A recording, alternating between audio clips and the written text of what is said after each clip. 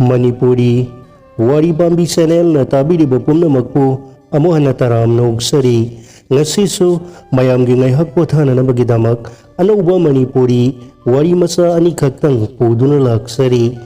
ahan bagi wari masa sige maming nakna rubadagi wari masa sige aibi Revati Sarama wari masa se hana taminarasi mala Sakigi naitum pokpi mamomni mapuro ibalay kidraba matungda masagi takhanduna amukhana mayum palaroi haiduna sakhi masabu senaduna karida soi kigadage haiduna lelibini masaibe mamala college tamlibini masang matau kahena maphajadrabasu sanaba yabi leisabini mapagi pension na amasung thongalgi potpham masa aduna mala mama masagi irailaina adumak sari sakigi yumthang nabada lairiba babu sahi yankhai manga rom suraba ahal amakhakni mahak manipur gi wang mada sahi tara kul lairuraba matungda manipur da thorakpani sanagi karbar tawbamini mahak lai khar khar suyekpa chitrakar amani Malagi mama sakiga laita laira imung manunggi wari hek sanaba babu mala khoida marak marakta lai wari di asambani adum namak lakpadi itoi de mana Mumbai Kolkata na singbada laibagi nungaiba kaya adugi wari likhi makhoi busu koi rusi nungai khraba laibak singni haiduna samnadi haiduna tammi malana su kura haiduna adumak luna sana thajana tawi Kura babu gi yekliba fajarba lai singado yengbo malasu babu khoida tatana lai babu ado manau nupagi masa ama yogtuna mauthiduna masa ani poktuna magi seba tawhalli saurba yumjao aduda babu na ningtamna lelibani masa nupa adudi driver nina yumjao aduda ngak leite babu ado mahaki nupi ado cancer na aduna sikrabagi tungda amuk hana nupi thiraroi haiduna thikidraba nupani sakhinasu babu da thoidok na phattaba khalude maram adudagi babu bu makhura amagumna adumak lawi aduga babu nasu malabu masada una adumak loinai babu na yekpa fajaraba lai kaya do ubada malana khoida jaba ani ahumdi lauduna magi ka da thechai babu marak Gawati Mumbai Kolkata satli kaigumbada malagi sarina singba laibirai ani ado marak babugi layak pham ka da sathak winai asapot chaminai layeng minai makhoi anita phanakui na babugi ka da leiminai adubu babugi mamong nupina su masa singna su thoidok na mai pairude maramdi babu ahal oirabani haujikalgi matamda pakhang leisabi nupa nupi yamna naksinana tinaba yamna torot khodanaba nupa nupi sing adugi marakta nungsinongon thorakloi haiba tamma ngamde yek salai launaba sagaigi masin maupa launaba tattana unaba amadi loinabana amadi ka hena torot khodanabadagi thokhiba ngakni ojaga satraga nungsinarakpa office officer ga thabak tawbi nupi singa nungsinarakpa ka hena nakna rubadagini tasengna mak ka hena naksina rurabadi akaiba amadi soidana lai khangde babu amasang mala su tattana nakna rubadagi wari watai sanarakpada ikoi na daba ngathu thengthu wari phauba saba yauri nongmadi khura babu gi lai singse yamna kalakpa yaure karambada kalaiba asamba prakriti drisya sing asina kurana naitom hingbagi awabado mami tabagum tawi naitom hingbagi awaba leitre aigidi naitom punsini haujing nupi ama leirabadi America Britain gumbadadi hanubana nupi leisabi fawba thinaba yawi adubu Manipur dadi kadajit nida leisabi ga su launaba yawujalo yawdaba nate thokti thokpa jani Manipur da su yawrloi haiba leiteda angaubi sidi asumna ani ado nokmina dun wari sanarambadagi mala do chatkhi malagi ngasigi wahi sing aduna naitom taraba ahal loiraba babuna mamangda amukta su phaukhidriba wakhalda sarangnaba ama pokla ahal oiraba khuiraba haksang aduda anauba nungsinungolgi wakhal pokla aduna magi wakhalado kangaunana nungaiba ama oira Ani ado ngasisu bazar salusi haiduna satminai makhoi ani hotel da phaminaduna wari saduna nokminai kaithel da yensang napi nga sak leiduna halai ani adugi torot khondanaba matawado mama ibema sakhi khangdaba natte ani aduna satminabado sakhina tattana ukhi kaithel dagi yensang napi makhurana leibirakpado sakhina thoina lana khalude nongma phadoksu nga leiduna babuna sakhigida sak saba yauri asumna tawrakpasina malagi samlaba thamoi aduda kangaunaraba wakhal amadi poklai nungsibase mamitangi haibado masana kanjakhi ngasidi nongmaijing numitni masado college kade ayukta lairik paramadagi thokhi masado kadomdano haiduna mamana ayuki sak loiraba matungda malabu thirai sakhina ningsinglai mala magi khurababugi layak phamda soidana leiramlagani masabu sak loire sarasi haiduna babugi yumda sanglui sakhigi lawaiga chap yungki humang kangki mangumba thodokni sakhi kapningki khangdaba udaba saduna mala kaurui mala amasung babu khanghaudana thaptoknarakhi malana samna thorai mamana saksarurasi haiduna khangsinadana malabu purai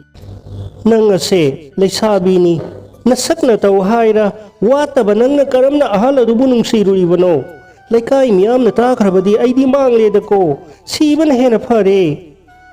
ai kari tawrabage ima nangna hanuba adudaga badnam tawribasibo ai loina uine mala nangna tawribado haunadene nasung namanaba amaga loinaramlabadi mafaba adunatana ahaladuga naksinaribadubu nangbu lairik tami haibadubu gyan ka amata yaudrabro kaino imana ingonda nattaba mayam ama haijilaklibadubo adumaina tawradi ayyum masida laiba ngamlaroi aingondane amuhana adugumba wado haijilakanu amuhana haijilabadi ai chatkhini ko ayyum masida lairoi ko malana luraba phibam amada lepkhibaduda mamado ingtharai tawnu matungda babuga loinaba yaroi ko aidi hekta sikhigadabani asumna nganglabadudha malado sara henkhi mamana kaya themki adubu malana phamungda hipchanduna laikre mama ibe masakhina matawado manamanil naibu pamde maram adudagi mathwai prok sakna khangki karigumbada miwa ngangnaba samasasina khangkhiba thoklabadi madi loireda ko khanbada anaba loire ngasisu college halaklaga malado makhura babu khoida satnanaba sem sarai mama ibe mana malabu khamduna sattananaba haijarai hiramasigi matangda aniado khanarai malana khon kanna nganglakpa aduna mamana tapna ngangnanaba themjilli mamaidadi sauraba malana phiyomduna aitadi lairaro yumsida haiduna suitcase amaga mamana khamba yadana thonga lomda thokki sakhigi milu pirang khamngamdre tada babu thirai mahakti leiramde phima maduda babuga chatminaramgani haibadi mahakchu thajade adubu kari upai leiri yumlonabada leiba pakhang masa ama ani thaduna bazaromda thihalui phangdre haiduna halai sakhi kappanatana upai leite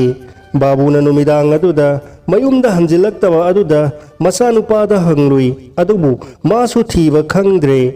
mipau tabada babuga malaga chatminakhiba uhawi haiba sakhina tare pawado tabaga sakhi gyan mangkhiduna laimaida haithakre ani subagi aroibagi wari macha sigi mamingna mari mata thokna re wari macha se amuk aroi boina taminarasi ketukiga aiga thaina nungsinara'i thungnakhidre kainakhre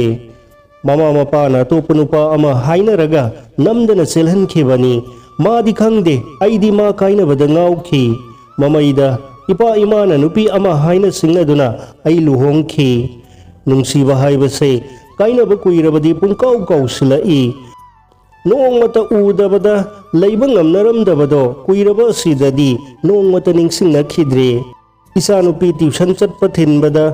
Ketukigisu masanupa tuition thinba lakpada nongma khanguduna thengnabani mamaidadi tuition ngaiba oina hotel da nungtigi phaminaduna sa thakpa wari saba soiba yadaba thabak ama oina lakhi madudagi hanadagi mangluraba nungsibado ising isau lakpadungai phunglauna phaudoraktana haujiktada tan chadana loire isa pakhang leisabi pharaklabasida inkhalakpadauna manghaga si pumloi loire Ketukigi ngakta ngai khre masu ai ngakta ngai re hai kayadi manare sum naksinarabadi yamna thajadana Uiga hudonga sunungsinay haidana nung makoiba sanminabada lamhang amada phamaga wari sarubadagi laikaygi mayra paibi kangbu amana phaduna kaina katpirakle yumdadi kumai tare aikoi nupina kappaga laubaga amuk toiba Ketukido yumda pusilakpada masamga phoibidana hekta lan sanare isa nupidi thoidongna awababu utte tumin nokpa yamna haraubaga su ubu phangi aina bu khalli isa nupi simadi wakhal lai mapa aigi misang hairap sangi yamna nokningi di Ketukigi nupaga aina lauriba nupi sigasu hana pattat khai nungsinaramba jani numit nini muk lairaga kana no khangnarakpadagi thawoina tauge matagum makhoi ani su senthokre ai kainone taurisibo haidana ingak ngaklingai da Ketukina wa noktuna aigi ngaksamda kolaga sidi kaisu kaide sindongnabani khara lairaga amuk sindongnarasi hairadi nang yagadara khoidau sawgatna hairui asengba mapu khangnarasidi ado kamaina yaduino Ketuki ado warurapna aigi thabakta tasillaba magi khutum aduna dak suraga oinara I sigi maring marangi wasi hanana nganna khangjaramlabadi aikoi ngantana leiminaramba yabani thengna khangida Ketuki ibani kaya hauna kanna noklurabano khangde ine tombina mapandagi aibu kauduna sangsela I ho thambau aina phibam honglaga khumi oine ai sida laye nasa nupido kadai chakani hairami aingondadi hairamde naine kaidoragi papa khalibadubo mama nabi ama laklamine kari hairamliba ma yumda halaklaroi hairami haina tamamine noibu kari haina khiba saina khibaga laibro adudi laitena kainone hai sibo adudi ma kadai de saliba naharolga yaurge haina satkhrabaza adubu ai makti thazade madi nongmai yamna kijabani police uba yadabani kijai haina tawbani kaida satkijano ne ho nupa amada selani hairame ye ine tombina sauragna na hairakpani ine angang oi malida kainone matrix sida su thadoklaga mayum panjarabadi phadauba hera madu yaroida kanano mamanabi dubo ai hojing maksatke nupa do thidoklaga ne phadok tabayade natraga police ta taklaga maru marang kemna bu phutha bataba ai phuk haugatli Ketukina aigi khut tap launa fai ine tombina sukhami ngai kho phinganu ingna menta na khanasi masu mapa laudana tawrini hairam laga ine do mapan thokre ai hairap ti kai kadomdagi no khangde ko kase uru laikhala I nongale aidi phi kami saubuna loire haidokpa lakpada lan hekta taurage haiduna khudang furit kasi hanna pangta da takhallaga hangal handa mangol da satli thonga le gari ama kham khibagi makol tai ai imung da sensilaga ai gi langtrik langna thambali sayado tap launa pairui Ketukina bu khami ngai khoda ngau kaino khangde phayom set panupa ahum sumang machinda lepaga kaura I wa amata hangjage ba Ketuki ibani mak thongnau de yengtho I Ketuki ado mamai phat leisilanglaga is loire dana sidi kaidore ai lora manupa dune la ise ai gi nupi sen khiba madi ai gi sida yamna lingna sangla isibu ai bu sitabgi natro masida halageda aina hana takhalaba furit khudang ado amuk takhatli kaino mana sunangna ai lau khibada adumaina khalamba yai ingthakisi kaino hana khangdokisi